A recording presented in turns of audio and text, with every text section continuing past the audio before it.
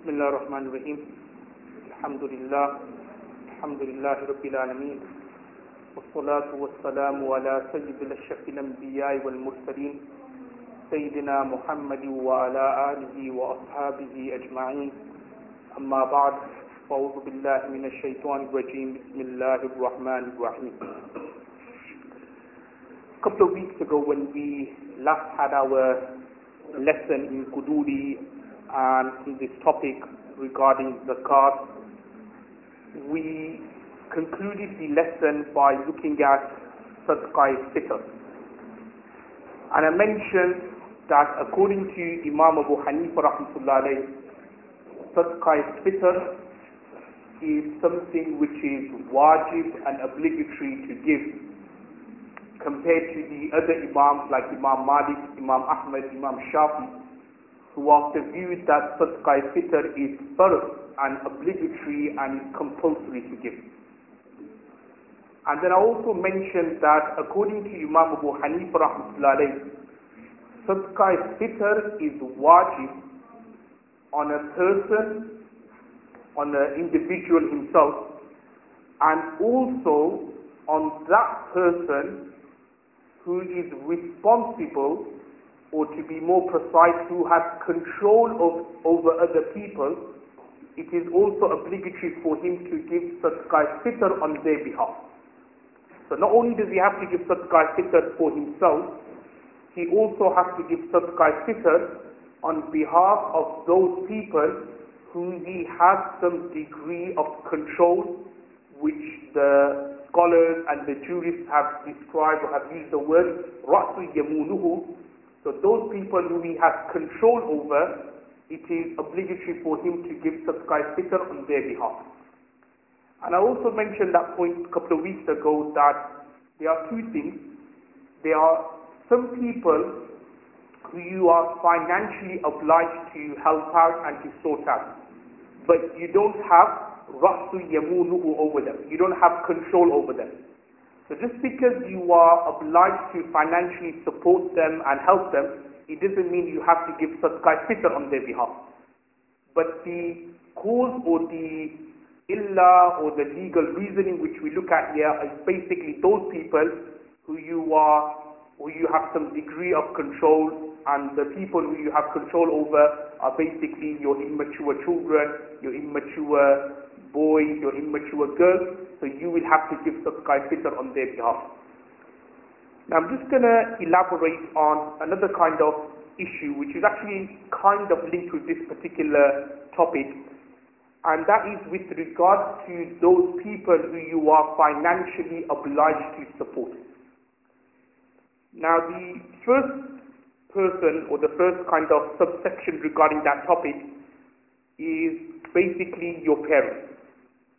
Now the scholars and the jurists have said that a child or the children, they are obliged to support their parents if, number one, the parents are poor, and number two, that person is capable of doing so. So these are the two conditions which, if found, it is obligatory for you to financially support your parents. So number one is that your parents are poor, and number two is that the child himself, he is financially capable of supporting his parents. Now the reason I'm mentioning this is that we're going to look at this issue later. It normally happens with regards to guys who come over, say from Bangladesh, from Pakistan, from India, and they get married to a particular girl from this country, and there's always an issue or a risk between the husband and wife, in terms of the wife accuses the husband of, all your earnings are going back to Bangladesh, all your earnings are going back to Pakistan, you're supporting your parents, and you're not looking after me. Now, as I was saying here, that it is only wajib and obligatory to support your parents if, number one, they are poor. Now, if your parents in Pakistan or in Bangladesh, they are poor, then fair enough, you should support them and you should send money over to them. However, if your parents are financially okay, they are financially sorted, then in that situation, it's not obligatory for you. It's not a requirement from the Sharia that you have to send money over to them. And this is something which is very important, because I know a lot of couples, a lot of families, basically they living at home, or they're living in the UK like basically poor people. If you were to go to their house, there's hardly any paint on their walls, their carpet smells, it's like they live in a really, really bad way. Now, when you look at the situation, the husband's working, and then if you were to ask the wife, or where does all the money go, the wife replies, well, we send it all back to his dad and mum in Bangladesh. So, and when you look at the situation of that person's parents in Bangladesh, they're financially okay. There's no need for them to receive extra money. But what happens is that whatever the husband earns, every single penny goes to Bangladesh, goes to Pakistan. Now what I'm trying to say is that, remember, it's only a legal requirement, it's only wajib to support your parents if they are poor. If they are not poor, they have a lot of money, then in that situation you are not obliged to support them. Because as I mentioned before, that it's only when you are subservient to your parents, that's when obviously your parents have a responsibility over you.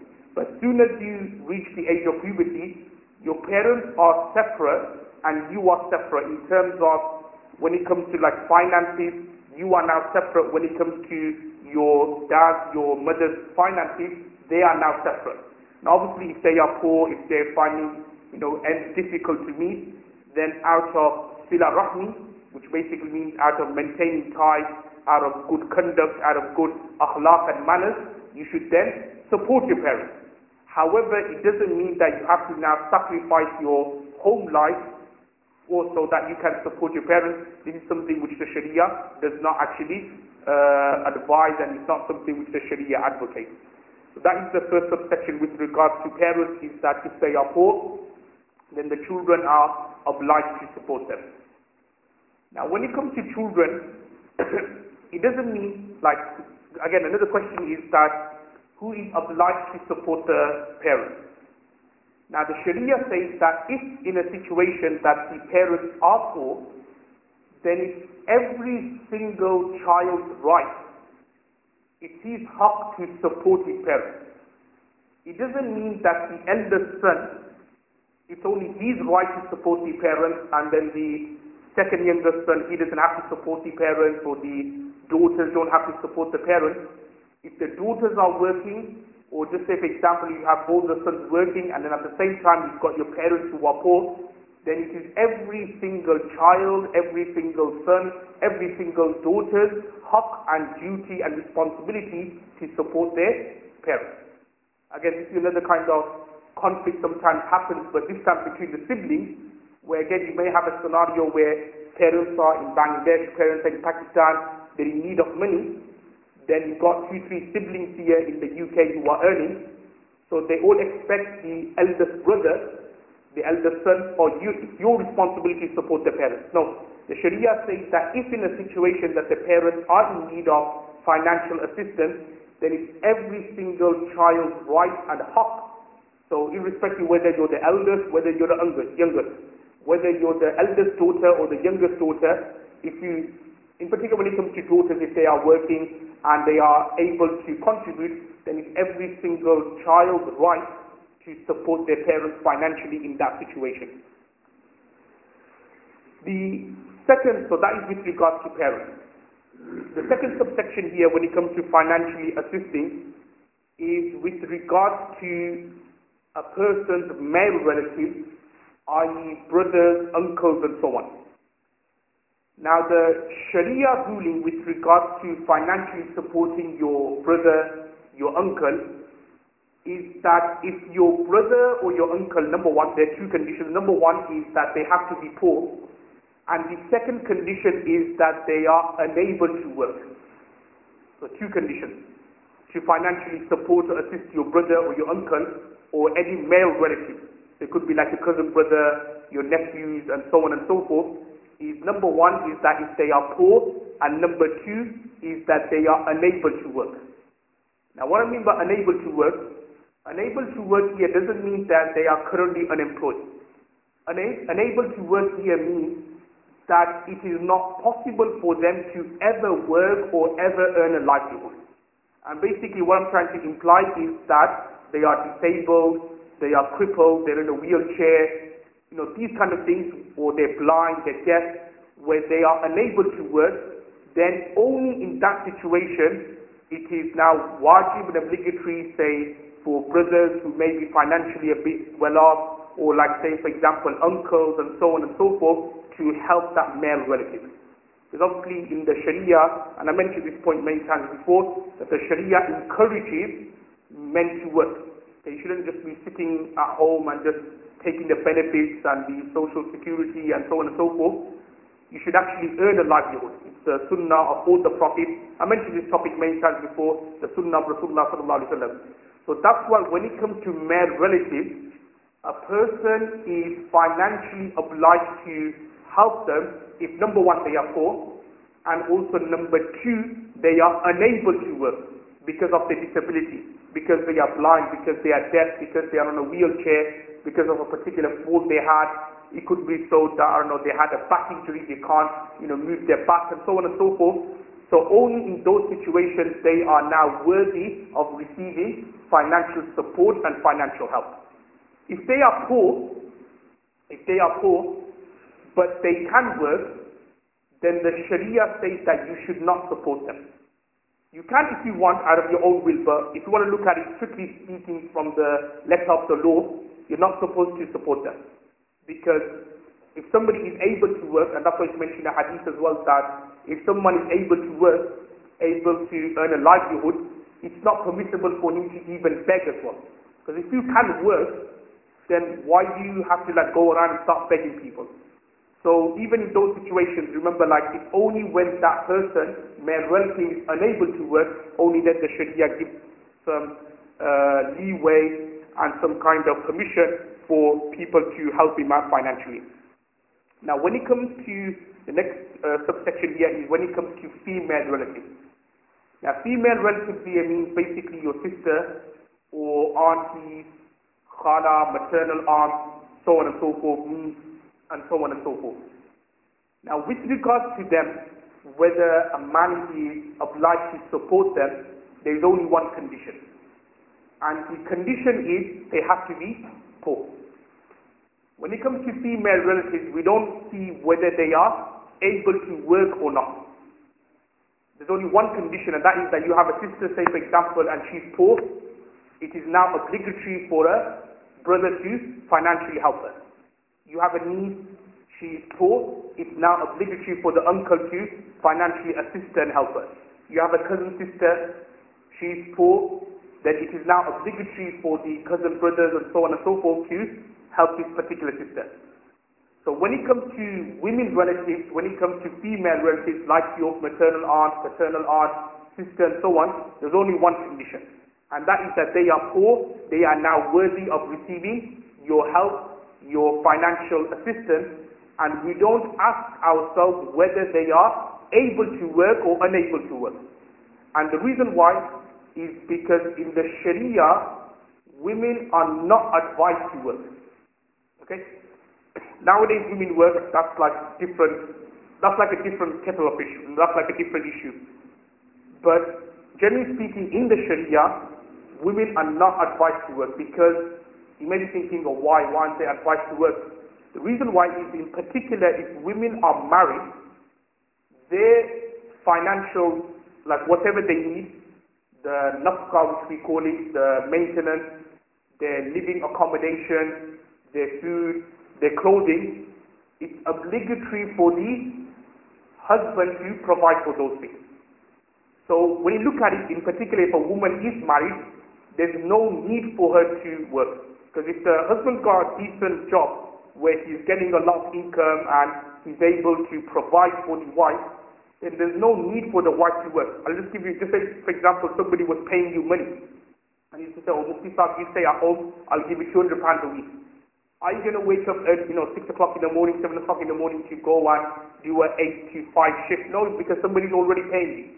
So exactly as well, that when the Sharia has said to the wives, to the women, that look, your husband is financially obliged to support you and to assist you, there's no need for women to work. Now obviously then you may have scenarios where the couples, they're finding it difficult to make ends meet, whatever the husband, or the husband is unemployed, or whatever the husband is earning is not enough. Or like for example, you may have a sister who's like by herself, she doesn't have any assistance from anyone, she doesn't have any elder brother, she could have been separated from a previous husband, divorced from the previous husband, so on and so forth, or she's like a widow. Then in that situation, the Sharia allows women to work. But the condition is, and this is the main condition, is that they are allowed to work as long as they maintain the hijab and there is no intermingling between men and women. As long as they're maintaining the hijab, as long as there is no kind of like intermingling between men and women, it is then permissible for Muslim women to work. Now, to many of the jobs which our Muslim sisters are working, these conditions or these criteria are not being met. The Sharia doesn't actually totally prohibit women from working. If you look at Khadija al-Anha, she was a very successful businesswoman. There are many examples of female sahabiyat of working. But they worked, they did what they had to do, but within the boundaries of the Sharia. And this condition, by the way, also applies for men as well, that men also should not be working in an environment where, it's totally haram, totally unlawful, what they are doing is impermissible and so on. They shouldn't totally be doing that. This is a topic which I'll probably elaborate when we look at the ijara section, about leasing and jobs and so on and so forth. We look at that later. But as I was saying that when it comes to female relatives, like your sisters, your aunties and so on, there's only one condition we look at for the man, for it to be obligatory for the man to financially assist them and help them, and that is they are poor. We don't look at whether they are able to work or unable to work. Why? Because it's not obligatory in particular for wives and Muslim wives and women to work where someone is already financially supporting them and financially assisting them. The next subsection here with regards to those who are financially obliged to support is with regards to your wife and your children. Now we're going to look at this in a bit more detail when we look at the nikah and the marriage section of Quduuri. Basically, your wife and your children, in particular let's start with your wife. As soon as you get married, as soon as you say offer and acceptance, ijab and qabul, which basically means like I have agreed to marry her, and also as soon as she comes to live with you. If she hasn't moved into your house yet, she's not obliged to receive any maintenance or any nafqah. It's only when she comes and starts living with you, then it becomes obligatory for the husband to financially support her. It becomes obligatory for the husband to give her a place to stay, accommodation, sukna, any clothing she requires, any food, so on and so forth. It now becomes obligatory for the husband to support her. But this is only when she moves in with the husband. Sometimes what could happen, and in particular sometimes happens in our culture, that the nikah or the marriage can happen, say, 12 months, 24 months earlier. And it's after like 2 years, 3 years, they do what we call the rukhsati, where basically the wife then moves in with the husband. So during that 12 month, 24 month period, because the wife did not move in with the husband, it's not obligatory for the husband to financially support her. If he wants out of his own will, then that's different. Okay, even what I mentioned today regarding those who are financially obliged to support. If, say, for example, the man or the husband or whatever, they didn't have to do it, but they want to do it out of their own will, it's totally okay. Just say, for example, you may have a brother who's poor, but he's able to work, but at this moment in time he's poor.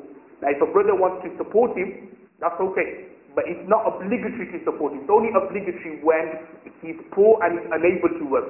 But just say you got a brother who's poor and he doesn't have a job at the moment and you want to give him some money, totally okay. That's totally permissible.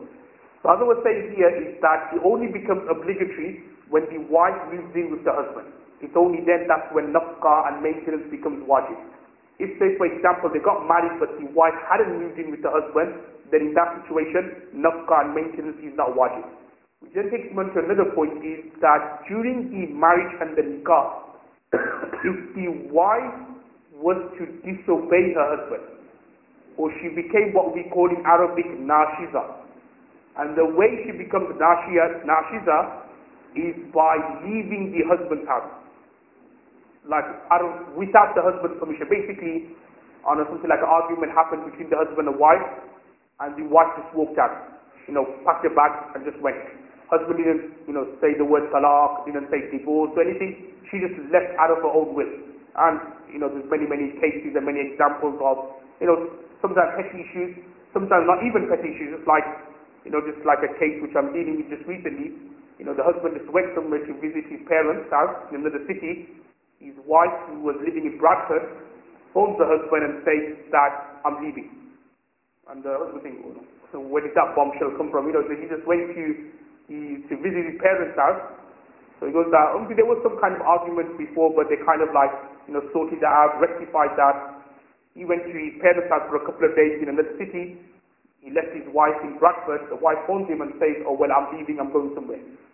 So, these kind of things where the wife has left out of her own accord. So now when that happens, that wife is called a nashiza. Islamically, technically speaking, she's a nashiza, and such women are not obliged to receive any nafqa maintenance. Even though she's a wife, you haven't divorced her yet, so she is still technically your wife. But because she has disobeyed her husband, it's not obligatory now for the husband to support her. Okay, the husband could turn around and say, well, I'm not going to give you any nafqa or any maintenance. Okay, so these, again, we'll look at this section in a bit more detail when we look at the marriage section. Okay, now what we'll do for the next part of the lesson, just quickly look at the Arabic text which is in front of us. The author Imam Quduuri Lesson says, صدقة الفطر واجبة على الحر المسلم إذا كان مالكا بمقدار النصاب فاضلا عن مسكنه وثيابه وأساسه وفرسه وسلاحه وعبيده للخدمة. Which basically means that Sadaqah Fitr is wajib, according to Imam Abu Hanif rahmatullah alayh. Now who is it wajib upon? A person who is freed, al-hur, so he's not a slave, al-Muslim, so you have to be a Muslim to give Sadaqah Fitr, because Sadaqah Fitr is a ibadah, is a worship, and those who are non-believers, it's not obligatory for them to give zakat, it's not obligatory for them to give Sadaqah Fitr. Then the third condition goes on to say, إِذَا كَانَ مَالِكًا لِمِقْدَارِ النِّصَابِ, which means that such a person, he is malik, or he has ownership of nisab. And we looked at this term nisab many times before when we were looking at the zakat section. Nisab is approximately £310, £315. So if somebody has £315 worth of savings, again excluding maskanihi, the value of the house where he's living in, because obviously there's a house where you live in, you don't count that as some of the is ownership, but you don't count that in your zakatable assets, because that is something which is a necessity. You have to live somewhere. Shelter, accommodation, that's a necessity. So you don't, when you count your zakatable assets at the end of the year, you won't add on the value of your house along with all the money which you have saved. Why? Because they're necessities. Similarly with thiyabihi, your clothing and so on, these are all necessities and so on, so you don't add the value of clothing. Wa asasihi, asasiya means like goods, like household equipment, like settees, tables, cookers, washing machine, dishwashers, so on and so forth, microwave. So the value of those things would not be added onto your zakatable asset. Wa farasihi, horses. Those days they had horses, nowadays cars, vans, 7-seaters, so on. The value of that would not be added onto your zakatable asset. Wa silatihi, your weapons or tools. So just say for example, there may be a scholar, so his tool are the books or the kitab which he has at home. So he won't add the value of the books or the kitab which he has with his zakatable asset. Because sometimes these books, like in particular, like say Fathul Bari and these commentaries of certain hadith books, they cost 50-60 pounds. So when you look at it, if you have 2-3 sets of them, it will automatically easily be over the nisab amount. So, but these things will not be added. Why? Because these are your tools. For a scholar, the books, they are tools. For a worker, for a plumber, the little things, they are his tools and so on, so you won't add that on. Similarly, if somebody has any slave for his khidmah, or a modern day example, if you have any khadim, if you have any khuddam who help you, to assist you, or you have volunteers who work for you and so on, you don't have to give sadaqah fitr on their behalf, or their value and so on would not be added on. And then he goes on to say that you will give sadaqah fitr, yukhriju zalika an nafsihi, on behalf of himself, wa an awladihi sighar, and on behalf of your immature children. So you don't give sadaqah fitr on behalf of your mature children, because as I explained at the beginning of the lesson, the cause for sadaqah fitr to be wajib is ra'su yamuduhu, which basically means those people who are under your control. So who are the next text which we are going to look at, Imam Quduuri rahmatullah says, وَلَا يُوَدِّي عَنْ زَوْجَتِهِ وَلَا عَنْ أَوْلَادِ الْكِبَارِ وَإِنْ كَانُوا فِي عَيَالِهِ, which means that a husband would not give sadaqah fitr on behalf of his wife, وَلَا عَنْ أَوْلَادِ الْكِبَارِ, and he will also not give sadaqah fitr on behalf of his mature children, وَإِنْ كَانُوا فِي عَيَالِهِ, even though his wife and his children are under his financial care and under his financial support. Now I mentioned this before, that the cause or the sabab or the illah for sadaqah fitr to be wajib, for sadaqah fitr to be obligatory, is this word in Arabic called ra'su yamunuhu wa yali alayh, which basically means that that person who under his care he has children, or he has people who are under his care, who are under his control, he will have to give sadaqah fitr on their behalf. And that's why we mentioned in the previous text that those immature children who are under his care, under his control, he has to give sadaqah fitr on their behalf, and also those slaves who do his khidmah, who look after him, he also has to give sadaqah fitr on their behalf. Now when it comes to one's wife, a wife is not under your total control. We look at this inshallah when we do the nikah and the marriage section, that zawja or a wife is, you have control over her in terms of her whereabouts, in terms of that she's not allowed to leave the house without your consent, without your permission. So you have certain degree of control over her, but you don't have total control over her. And in particular when it comes to her finance, when it comes to her financial side, a husband doesn't have control over his wife's finances. And that's why, again, we look at this when we do the marriage section, that if a wife is working, then the husband doesn't have any say in what she does with the money, where she wants to spend the wife, because what the wife earns, it's her money and she could do whatever she wants with it. So similarly, when it comes to zakat and when it comes to sadaqah fitr, it's up to the wife what she wants to do with the money. So because the husband doesn't have any kind of financial control over her, hence the husband is not obliged to give sadaqah fitr on her behalf. And the same also applies with his mature children, because mature children, when they reach the age of puberty, when they start working, they can look after themselves, their finance, their money, they are now responsible for it. So therefore the father doesn't have to give sadaqah fitr on their behalf. However, as I mentioned before, in particular in the section in zakat, that if the husband wants to give sadaqah fitr on behalf of his wife and the wife consents to that, or the husband wants to give sadaqah fitr on behalf of his mature children, and the mature children consent to that and they agree to that, then that is considered permissible, that is considered allowed. And the next part of the text, which I just mentioned, I'll just explain it again.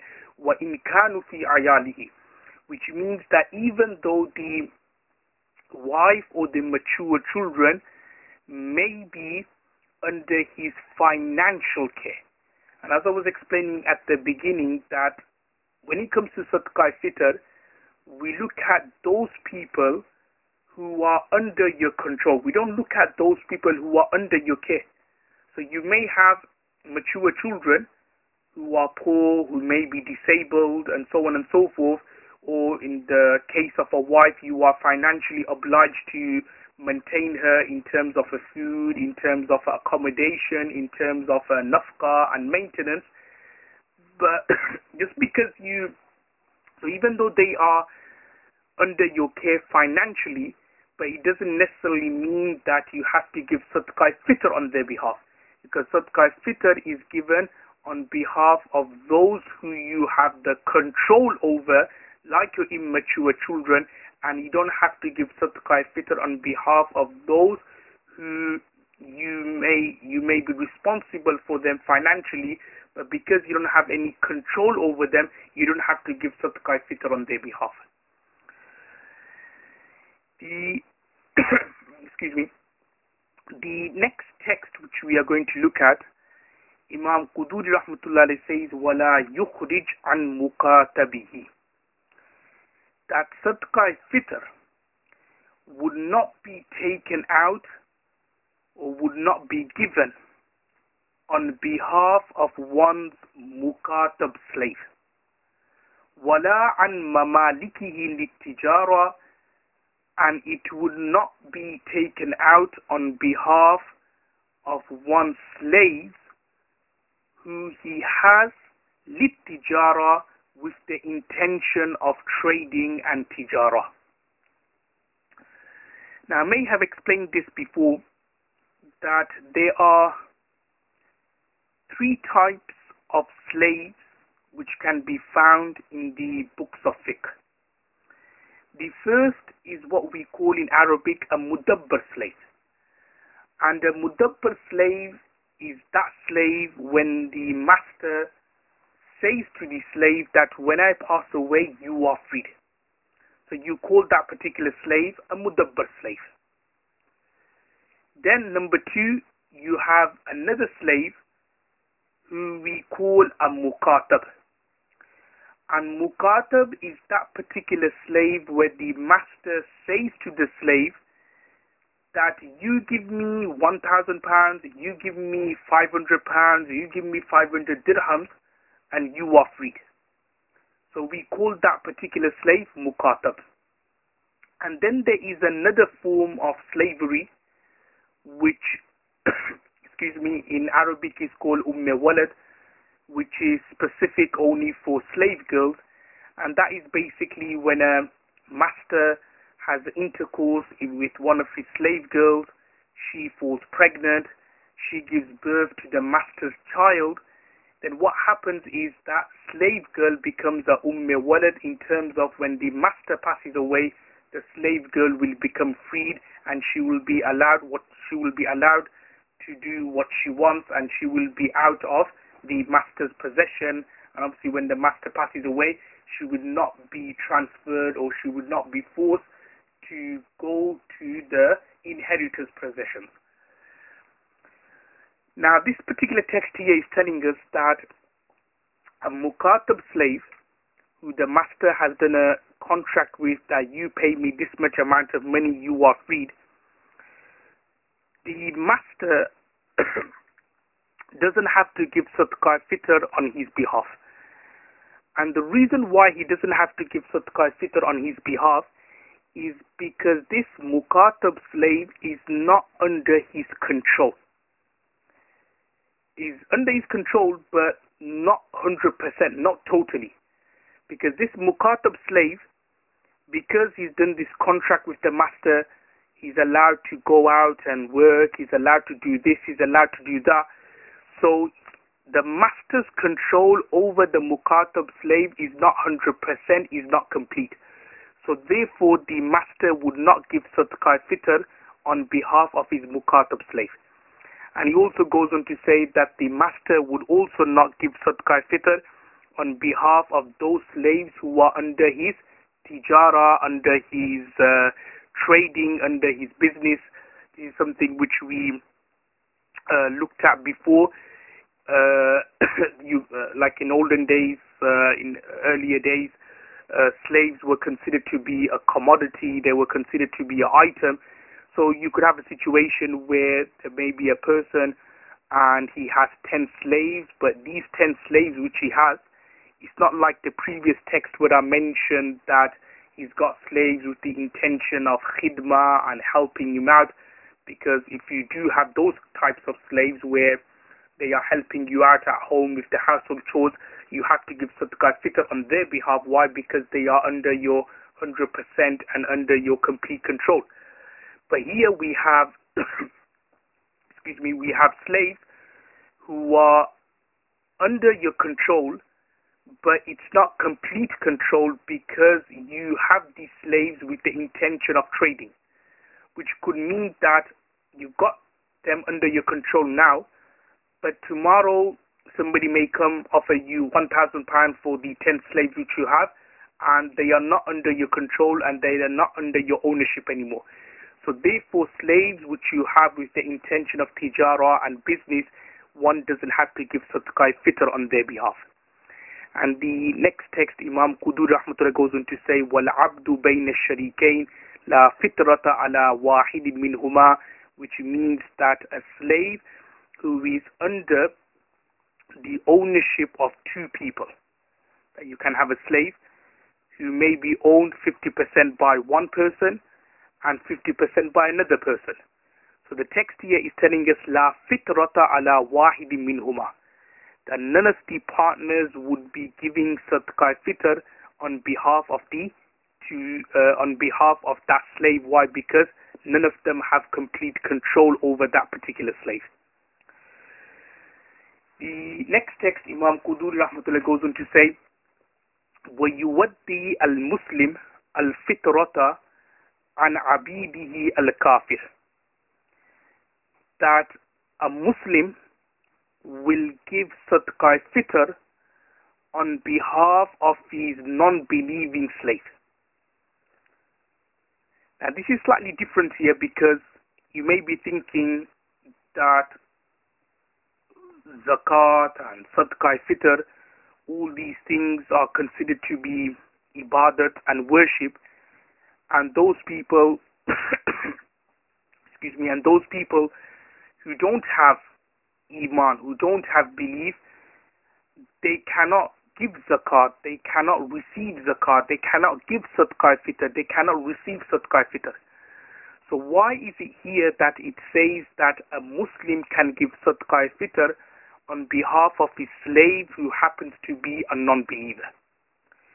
As I explained before, that slaves, you can have believing slaves, believers, and you can also have non-believers as slaves.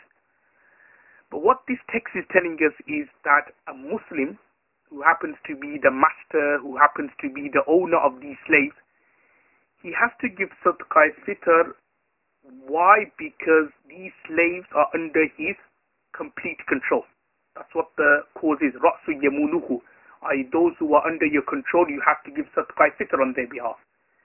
So the same way believing slaves, the same way Muslim slaves are under your control, similarly non-Muslim slaves are also under your control as well. So therefore, one is also obliged to give sadaqah fitr on their behalf. Because remember, the cause which we're looking at, this ruling is based on the cause, the sabab. And the sabab here is those who are under your control. So because non-Muslim slaves are under your control, so you have to give sadaqah fitr on their behalf. The next text, he also mentions how much sadaqah fitr you have to give. It's mentioned that in olden days, as you know, that wheat and barley, they were considered to be commodity. They were well, even in this day and age, it's also considered to be commodity as well. But they were considered to be the most valuable assets. So Imam Quduuri Rahmatullah says that Sadaqah Fitr is that one should give nisfu sa' min bulrin, which is approximately 1.6 kilograms of wheat, or sa'un min tamarin, or zabib, or sha'ir, or one should give 3.2 kilograms of dates, tamar, or zabib, or raisins, or sha'ir, or barley, which approximately works out to be £2.50, £3, and so on. So if somebody was to give that much amount, then the Sadaqah Fitr would be done and the Sadaqah Fitr would be accepted. Thereafterwards, Imam Quduuri Rahmatullah then goes on to say that when the Sadaqah Fitr becomes wajib and obligatory to give, when do you have to give the Sadaqah Fitr? Now the author mentions that وَوُجُوبُ الْفِطْرَةِ يَتَعَلَّقُ بِطُلُوءِ الْفَجْرِ الثَّانِي مِنْ يَوْمِ الْفِطْرِ.